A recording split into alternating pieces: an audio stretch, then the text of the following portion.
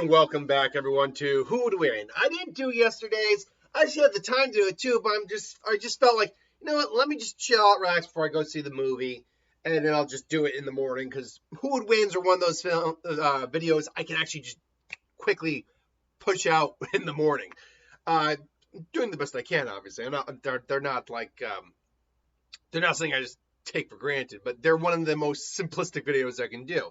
So from let's see, Anti-Ulrich 48, we have Captain America versus BJ Blazkowicz. Who would win? So Blazkowicz, if I've got this right, is from Wolfenstein, I believe. Yeah, Wolfenstein. I've had him show up once before. In essence, he is a super soldier, similar in the vein of Captain America. The Wolfenstein games are kind of are the alternate take of the future where the Nazis, they didn't win per se, but they kept coming. They were doing experiments, augmentation, all that. You'd get like bio soldiers, get monsters, things along those lines. Well, he's a super soldier who would go and fight the Nazis. As such, he's pretty much peak physical human, capable of breaking through even like metal restraints. Come on. Let's get all the way down here real quick. Capable of bringing through things like metal constraints, surviving a grenade explosion at blank range. He can carry heavy guns such as assault rifles and shotguns, as well as enduring a massive dosage of tranquilizer, which, according to a character named Booby, is powerful enough to knock out an elephant. Though the latter feat may have also been the result of brain damage, which should have left him in a coma state, and implied Bobby's further comment that there must have been something wrong with BJ's cerebral cortex. Anyway, he's proficient in pretty much any weapon he gets his hands on. He's very stealthy, multilinguistic, a vehicle expert, or at least has proficiency with vehicles. He did get a new super soldier body, even though he is around 69 years old. He has the body of like a 19-year-old, so he's pretty much in peak like vitality. He also has a super suit, a power suit. It's hard to explain what this suit actually has, but he's lost the armor since being captured by Engel. But if we were to give a fair fight and give them everything, he'd have the suit. He can apparently manifest the suit at any time he needs. It further enhances his already impressive physical strength, his durability. I mean, itself is durability, or he's durable. And apparently gives him protection from radiation, or at least to a certain level. That being said, radiation really wouldn't play a factor in this. His new body, because he did get a new body after several years, has 3 different abilities, including Battle Walker, which is basically stilts.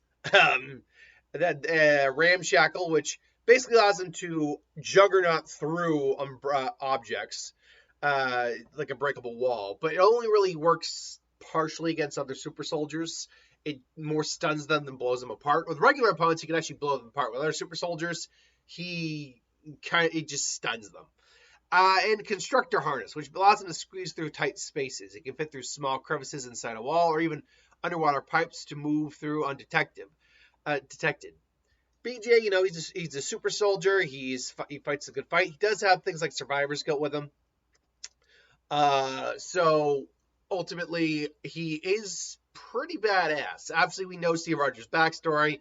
He was a scrawny kid, wanted to fight in the army, fight for his nation. Got the super soldier serum, became Captain America. As Captain America, he is truly peak human performance. Like, he actually is peak human.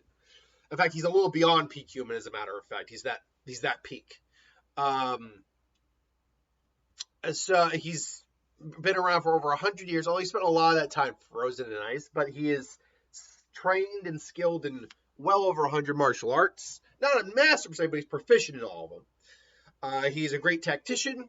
He obviously wields his vibranium adamantium mixed shield or vibranium iron, depending on your interpretation, which is basically nigh indestructible. Like, it really, unless you're using cosmic feats or using metal manipulation, something like that, you cannot break this damn thing.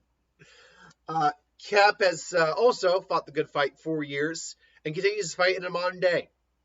He stands for truth, justice, and sometimes the American way, although sometimes he doesn't like the American society, Americans government. Um, Regardless, a fight between these guys would be pretty even. I'm granted, in reality, these guys would probably end up working together in a scenario more than they would fight. But if they fought, these guys would be pretty even for the most part. Physically, they're probably very comparable to each other. Although BJ does seem to have a couple feats that do like breaking out of metal like bindings is very much a feat I have not seen Cap do in the MCU or the comics really. Although Cap has done some extremely impressive feats in the comics as well, so I would say they're probably even on their physical stats, speed, strength, durability, all that. But we do know Steve does have an enhanced healing ability, though. It's not like Wolverine level or anything like that, but it is an enhanced healing ability, so he can recover faster than BJ. His brain also processes information faster than BJ's does. So we, at least from what I found described here, so he would be able to interpret the situation and perceive the situation a lot easier than BJ would, especially in straight close combat. And for all of BJ's skill, extra weaponry, bio-enhanced suit, he has nothing to deal with that shield. That shield is a problem for him because the shield can block any weapon Scott throws at him. The shield can actually cleave through anything he has. So, because the shield, its edges aren't sharp, but hypothetically they are capable of being sharp when thrown with enough force and basically just cleaving through machines. So that battle suit doesn't actually mean a lot in this fight. So firearms really going to be useful against Cap unless he's able to get rid of that shield. Even then, he's got to hit Cap, and Cap would most likely be able to avoid the gunfire and get the gun out of his hand.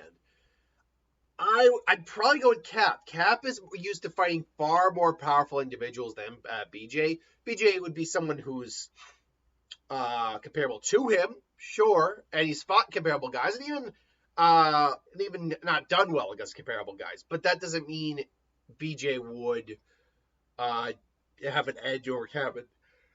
Oh God. That doesn't mean that BJ would have an edge over Cap here.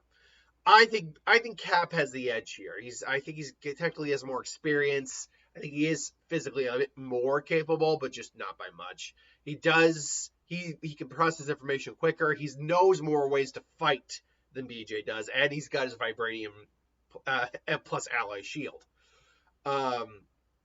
So I'd probably go Cap in this fight. This fight would probably be drawn out for a little bit, but Cap would ultimately probably get the win by either knocking BJ out with his shield or possibly having to like throttle his throat or something like that. And yeah, I think it would be Cap personally. But that's just my opinion. Who do you got? Let me know in the comments below. Thanks for watching. I hope you enjoyed. Like, comment, share, subscribe, and I'll see you guys